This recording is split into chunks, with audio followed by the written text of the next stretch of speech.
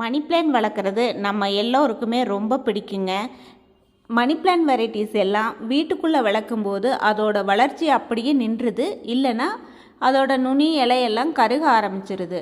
ஆனால் இந்த ஒரு வெரைட்டி மணி பிளான்ட் மட்டும் வீட்டுக்குள்ளே வளர்க்குறக்கு ரொம்பவே சூப்பராக வளருதுங்க.